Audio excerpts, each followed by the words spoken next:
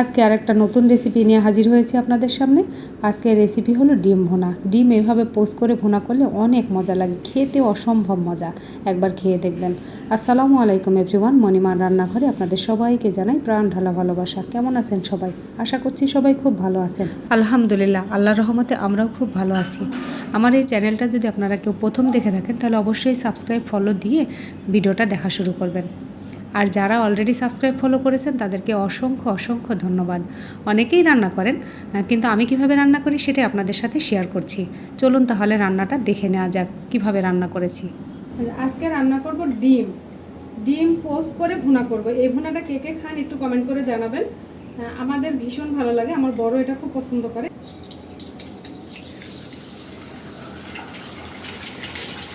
বেগুন ভাজার তেলের মধ্যে আমি ডিমটা পোস্ট করে নিব।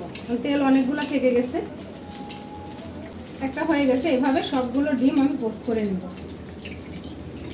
ডিমের এক সাইড হয়ে গেছে, আবারও উল্টে দেব। ডিমটাও পোস্ট করা হয়ে গেছে, তুলে নিলাম। তেল দিয়ে দিলাম, 3টা পেঁয়াজ কুচি দিয়ে দিলাম, 3টা কাঁচামরিচ দিলাম।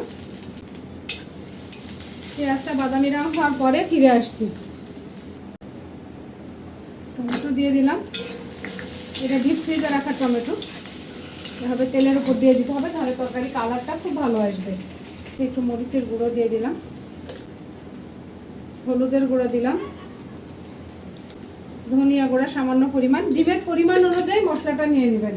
আমার এখানে 3টা ডিমের জন্য হাফ চামচেরও কম দিয়েছি।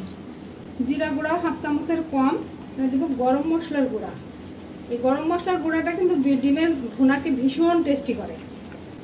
আদা রসুন বাটা দিলাম 1 চা চামচ, বাটা দিলাম 1 চা চামচ। দিয়ে খুব ভালো করে মশলাটাকে কষিয়ে নিব। লবণ যেহেতু দিয়েছি পেঁয়াজের সাথে সামান্য পরিমাণ, এখন অল্প পরিমাণ দিলাম। লবণটা যেন বেশি না হয়, লবণ বেশি হলে তরকারির স্বাদ একদম নষ্ট হয়ে যাবে। মশলাটা খুব ভালো করে ভুনা করে নিব, কাঁচা গন্ধ চলে যাওয়া পর্যন্ত, ওপরে তেল আসা পর্যন্ত। তারপরে ফিরে আসছি। মশলার ওপরে তেল চলে আসছে, এবার পানি দিয়ে দিব। এবার একবারে জল দিয়ে দিব। এই ডিমটা রান্নার প্রসেস একটু আলাদা। এটা বলক আসা পর্যন্ত অপেক্ষা করব।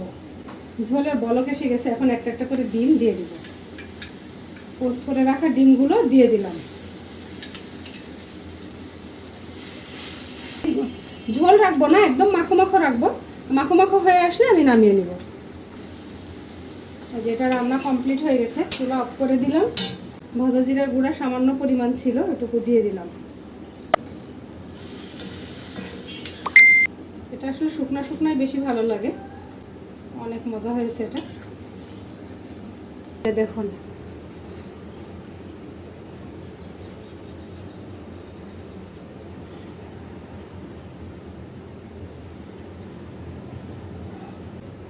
আমার রান্না কমপ্লিট।